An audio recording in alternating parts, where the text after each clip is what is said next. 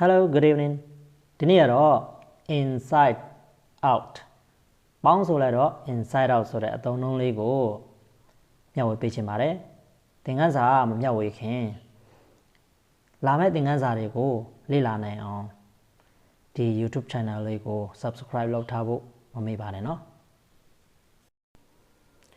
ဟုတ်ပါပြီ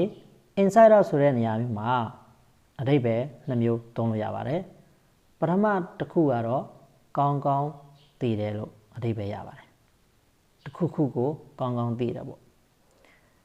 နောက်တစ်ခုကကျတော့ပြောင်းပြန်ပေါ့ဟိုမှာအဝတ်စားတွေဝတ်တဲ့နေရာမှာပြောင်းပြန်ဝတ်တာတော့အဲ့လိုနေရာမျိုးမှာသုံးပါတယ်ဟုတ်ပြီဝတ်ကြအနေနဲ့ပြောကြရအောင်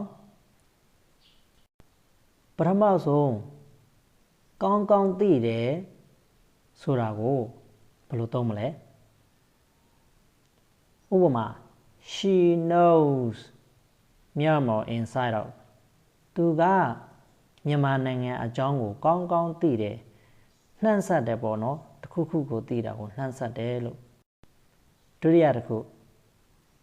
ပမာမင်းကမင်းရဲ့မွေးရဇာတိမျိုးလေးကိုကောင်းကောင်းသိထားသင့်တယ်လို့ပြောချင် you should know your native town inside out အဲ့လိုသုံးပါတယ်နော်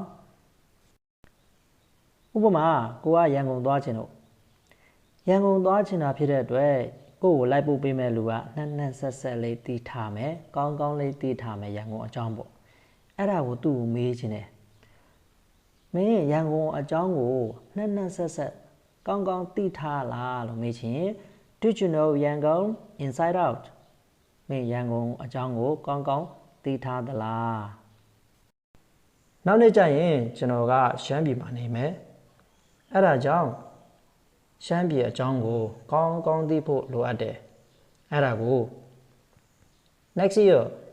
I will live in Shan State so I need to know it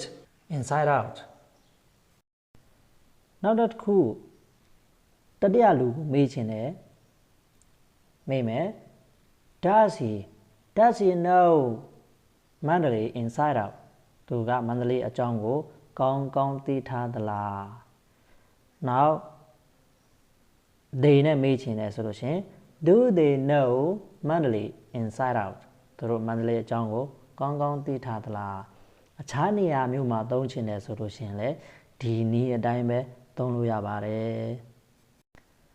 ဟုတ်ပါပြီအခုကကောင်းကောင်းသိတယ်ဆိုတဲ့အဓိပ္ပာယ်ကိုပြောပြသွားပြီပေါ့နော်ပြောင်းပြန်ဖြစ်နေတယ်လို့ဆိုတဲ့အဓိပ္ပာယ်ကိုပြောချင်တယ်ဆိုလို့ရှင်ဒီလိုသုံးပါဥပမာမင်းအင်ဂျီကပြောင်းပြန်ဝတ်နေတယ်ဘယ်လိုပြောမလဲ you are wearing your shirt inside out မင်းရဲ့အင်ဂျီကပြောင်းပြန်ဖြစ်နေတယ်မေးချင်တယ်ဆိုလို့ရှင်ရောဘယ်လိုသုံးမလဲဥပမာဒီမှာကြည့်ပါဦးငါဝတ်ထားနေတာငါအင်ဂျီကပြောင်းပြန်ဖြစ်နေတာလားလို့မေးချင်တယ်ဆိုလို့ရှင် look am I wearing my shirt inside out ငါရဲ့အင်ဂျီကိုပြောင်းပြန်ဝတ်ထားနေတာလားမင်းကဘာကြောင့်အင်ဂျီကိုပြောင်းပြန်ဝတ်ထားနေတာလဲလို့မေးချင်ရော why ကိုရှေ့မှာထားမယ်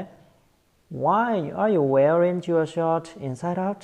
ဘာကြောင့်အင်ဂျီကိုပြောင်းပြန်ဝတ်နေတာလဲလို့ဟုတ်ပါပြီ